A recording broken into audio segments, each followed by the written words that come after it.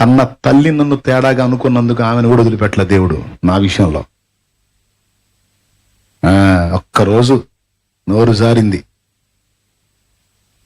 నేనే పెద్ద మోషే లాంటి ఏలియా లాంటి అని చెప్పట్లా. ఆయన ఏర్పరచుకున్న వాళ్ళలో నేను ఒకడిని. అది ఆయనే చెప్పాడు, ఉపేక్షింపక నిన్ను ఏర్పరచుకున్నానని. ఇక తల్లి లేదు, తండ్రి లేదు, అన్న లేదు, అక్క లేదు, ఎవరైనా సరే దాని ఫలితాన్ని వాళ్ళు అనుభవించాల్సిందే. ఊరుకోడు.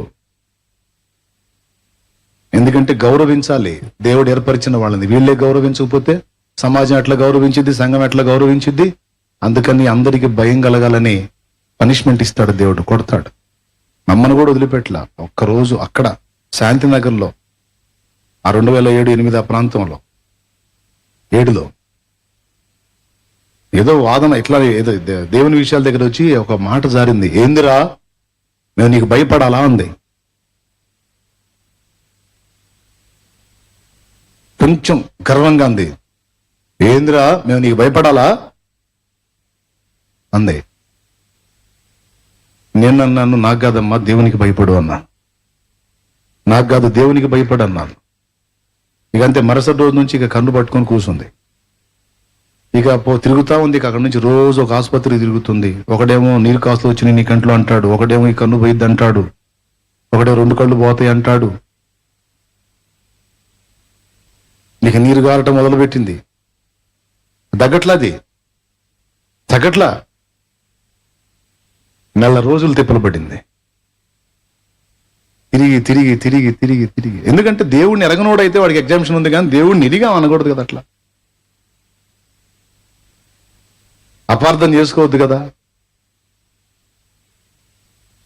చివరికి ఏకాంత ప్రార్థన పాకాలో చేసుకుంటామంటే వచ్చింది. ఆమెతో మాట్లాడాడు దేవుడు. చట్టుకుని నిద్ర లేచి, అయ్యా నన్ను క్షమించండి. ఎందుకుమా అన్న, ఎందుకుమా ఏంది సడన్గా నిద్రలేసి ఏం మాట అడుగుతున్నావు అంటే, నా తప్పు నాకు బయలుపరిచాడు అయ్యా దేవుడు అంది. ఏం తప్పు చేశావన్నా?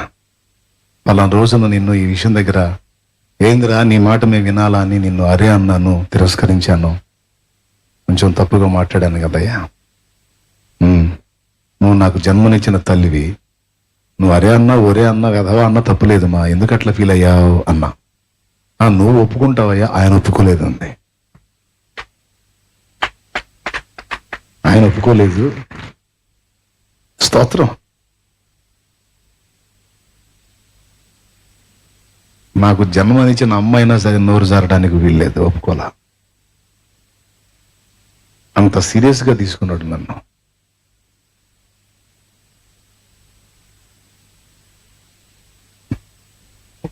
నన్ను అన్నందుకే నీకు అలా వచ్చిందని ఎలా తెలుసు నీకు? ఏమో వయసును బట్టి నీకు ఆ సమస్య వచ్చి ఉండొచ్చు. కాదయ్యా కాదు, దేవుడు ఇప్పుడు నాతో మాట్లాడాడు, అందుకే నేను లేచి నేను క్షమాపణ అడుగుతున్నాను. సరే, నన్ను బట్టి ఆ సమస్య దేవుడు కోపంతో నీకు అనుమతిస్తే ఇప్పుడే యేసు నామములో తొలగిపోవును గాక అని చేయించా. అంతే, అప్పటికిప్పటికి ఇంకా లేదు. నా దేవునికే మహిమ కలుగును గాక. హల్లెలూయా. ఇంకా మళ్ళీ ఆసుపత్రికి పోయిన పరిస్థితి రాలా ఆమెకి.